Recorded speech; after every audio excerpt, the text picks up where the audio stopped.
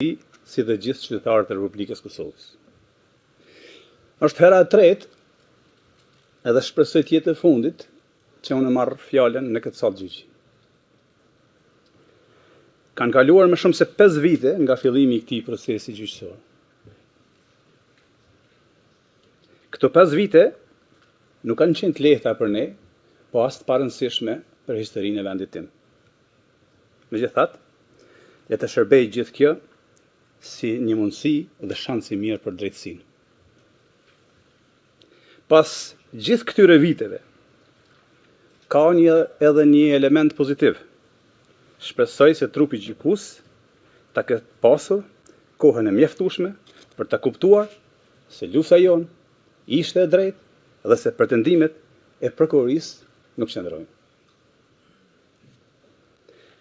Në fjalën time në këtë sallë në prill të vitit 2023, kur ky proces sapo kishte filluar, thash se po përballesha me një akt akuzë të pabazuar. Sot, pas gjithë këtij rrugtimi, rrjedha e procesit më ka dhënë të drejtë. Akuzat ndaj nesh janë tërësisht të pabazuara dhe të padrejta. Unë nuk jam ngritur sot këtu ta mbroj veten time, sepse këtë gjë din më së miri dhe e kanë bërë avokatët e mi. Nuk jam këtu as për t'ju treguar ju për drejtësinë, sepse ju dini më mirë se çdo kush atë. Unë sot jam këtu për të kërkuar nga ju që pikërisht ta ushtroni atë, drejtësinë.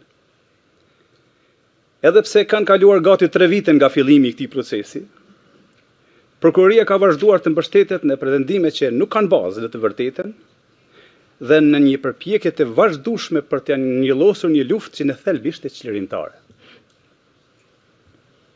Megjithëse prokuroria, që në fillim të paraqitjes së saj, të fjalës përfundimtare, deklaroi se nuk kërkon dënimin e shtabit përgjithshëm të UÇK-s, gjatë gjithë kohës që pati në dispozicion, shënjesër e saj ishte pikërisht shtabi përgjithshëm i UÇK-s, ushtria çlirimtare dhe në veçanti qëllimi i saj, që ishte pavarësia e Kosovës. Madje krijoi përshtypje sikur vetë pavarësia po trajtohej si një qëllim i përbashkët kriminal. Në përpjekje për ta ngarkuar me përgjegjësi shtabin e përgjithshëm të UÇK-s, prokuroria mbajti qëndrime akuzuese si, citoj, shtabi i përgjithshëm kërkonte pavarësinë. Apo me tutje, shtabi i përgjithshëm deklaroi se nuk do ta mbështeste autonominë. Mbyll citatin. Është e vështirë të kuptohet kundër kujt realisht është ngritur kjo akt akuzë. Kundër nesh me pretendime për veprime konkrete, apo kundër nesh sepse luftuam për pavarësinë e Kosovës. Kjo mbetet për të vlerësuar nga ju i nderuar trup gjykues. Po aq problematike është përpjekja e prokurorisë për ta ndarë shoqërinë e Kosovës në dysh. Në ata që ishin për pavarësi dhe në ata që ishin për autonomi. Sikur të donte që me çdo kusht të krijonte përçarje mes qytetarëve të Republikës Kosovës. Për ta ilustruar këtë, po parafrazoj atë që prokuroria deklaroi në paraqitjen e provave javën e kaluar. Citoj: Shtabi i përgjithshëm kërkonte pavarësinë e Kosovës, partitë politike që mbështesin autonominë konsideroheshin tradhtare. Të nderuar, në Kosovë nuk ka pasur kurrë asnjë parti politike shqiptare që ishte kundër pavarësisë. Dhe rrjedhimisht asnjë që mbështeste ndonjë autonominë në Serbi. Të gjitha partitë politike shqiptare ishin për pavarësinë, ashtu siç ishte edhe vetë qëllimi i ushtrisë çlirimtare të Kosovës. Ta paraqesesh mbështetjen për pavarësi si kërkesë radikale dhe autonominë si moderne, është një sulm jo vetëm ndaj historisë Kosovës, por edhe ndaj të ardhmes së saj. Sikur prokuroria përpiqet të na ndajë ne shqiptarëve mes veti dhe ta barazojë UÇK-n me krimet e Serbisë. Askush nuk mund ta bëjë asnjërin e as tjetrën. Lufta çlirimtare nuk mund të barazohet me shtesin vrasës të Serbisë. ta barazësh rezistencën e një populli të shtypur me një plan kriminal, do të thotë ta vendosësh në të njëjtin nivel rezistencën e të shtypurit me projektin e shtypësit. Ky barazim nuk është vetëm i pasakt, po thellësisht i padrejtë. Të përpiqesh të ndërhysh me qëllim në ndryshimin e fakteve historike përmes akuzave me pretendime të shtrëmbuara, është thjesht të përpiqesh ta rishkruash historinë. E historia e Kosovës nuk mund të rishkruhet, aq më tepër në një sallë gjyqi. Historinë e Kosovës e kanë shkruar me çmimin e sakrificës qytetarët e saj, luftëtarët e lirisë dhe dëshmorët e atë dheut. Kur Serbia dhe Miloševiqi vrisnin moshatarët e mi, helmonin nxënës dhe student, i largonin prindrit tanë nga puna, mbyllin shkolla e spitale, në ndiqnin për të na vrarë dhe zbatonin spastrim etnik e gjenocid, çfarë duhet bënim ne? Të mos reagonim? Serbia kur nuk fshehu qëllimin e saj ndaj shqiptarëve. Në këtë sallë gjyqi dëgjuam dëshminë e generalit Clark, i cili gjatë një takimi që kishte pasur me kasapën e Ballkanit, aja kishte deklaruar hapur qëllimet e tij për shqiptarët. Ne edhe gjithë opinioni që e përcillte atë dëshmi dëgjuam generalin e NATO-s, teksa tha, citoj: Miloševiqi më tha se e dim se si të sillemi me shqiptarët. Duhet vrarë të gjithë. Edhe ne e dinim këtë, sepse Serbia kur nuk e fshihte qëllimin e saj ndaj shqiptarëve. Prandaj pyes sërish, çfarë duhej të bënim ne? Ta prisnim radhën për të vrarë, apo të iknim nga vendi dhe shtëpitë tona? Asnjërin dhe as tjetrën. Prandaj duhej të rezistonim. Prandaj unë besoja se Kosova kishte nevojë për vetë mbrojtje. Kishte nevojë për njerëz të gatshëm ta jepnin edhe jetën për vendin e tyre. Kishte nevojë për dikë siç ishte Adem Jashari dhe ushtria shqiptare e Kosovës. Prandaj unë ju bashkova Adem Jasharit. Ushtria shqiptare e Kosovës nuk u krijuan nga dëshira, por nga nevoja. Ishte reagim ndaj dhunës sistematike dhe mohimit të dinjitetit. Nuk ishte aventurë, ishte mbijetesë. Të nderuar, unë isha pjesë e një ushtrie vullnetare. 100% vullnetare. E përbërë nga civil, mësues, student, bujq, punëtor, prindër. Njerëz që u detyruan t'i marrin armat sepse nuk kishin rrugë tjetër.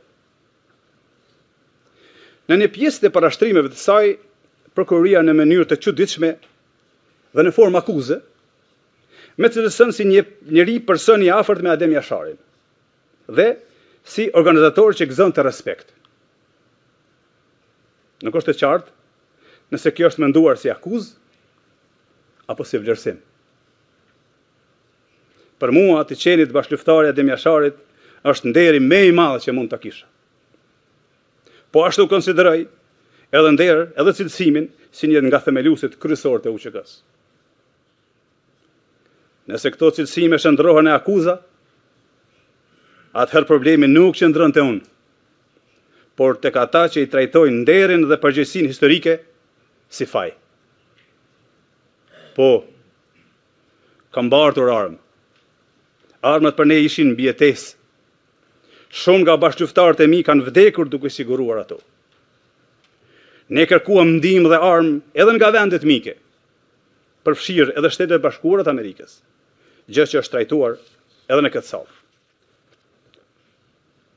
UÇK-ja nuk kishte qëllim tjetër përveç lirisë.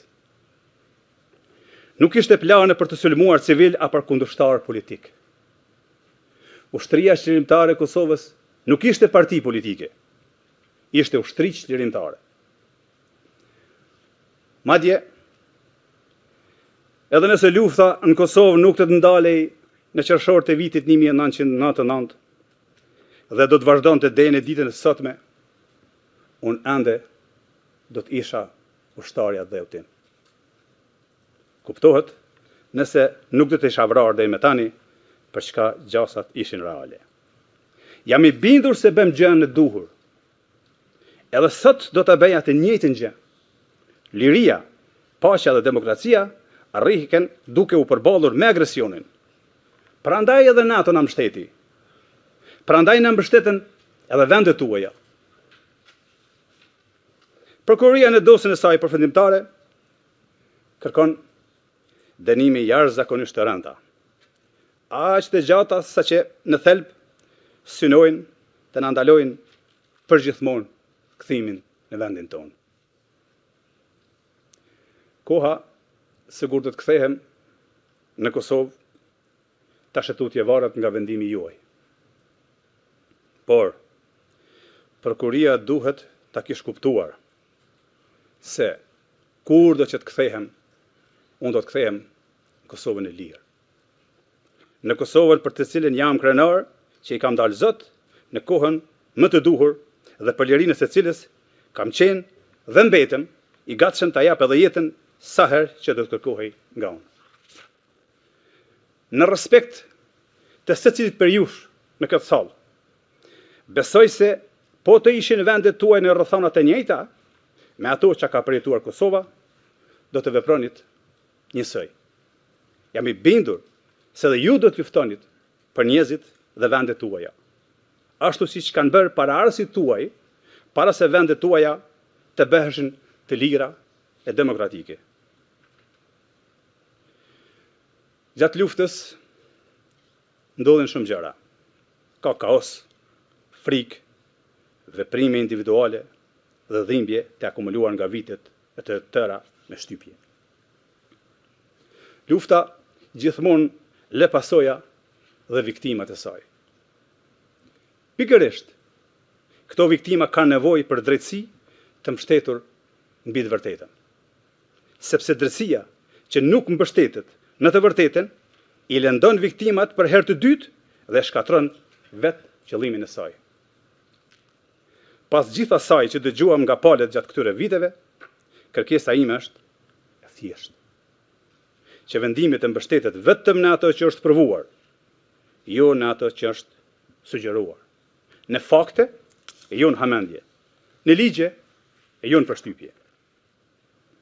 Jam besim plot se drejtësia dhe vetëm drejtësia do të na kthej na dhe neve që jemi këtu të akuzuar. Në fund, dëshiroj t'i falenderoj ekipet tona të mbrojtjes dhe në veçanti ekipin tim të udhëhequr nga Jeffrey Roberts për angazhimin profesional në mbrojtjen time, në mbrojtje të së drejtës dhe mbi të gjitha në mbrojtje të luftës sonë të drejtë. Por mbi të gjitha, i falenderoj bashkëqytetarët tanë që besojnë në pafajësinë tonë. Mbështetja tyre ka bërë që prangat që më kanë rënduar të mos i ndjej si barr. Veçanërisht kur ato prangat tani më nuk i rëndojnë Kosovës, ashtu siç kanë rënduar gjatë gjithë kohës sa ishte në nënpushtimin e egër servis. Thuhet se njerëzit që bëjnë diçka të mirë për atë dhevën e tyre janë njerëz me fat.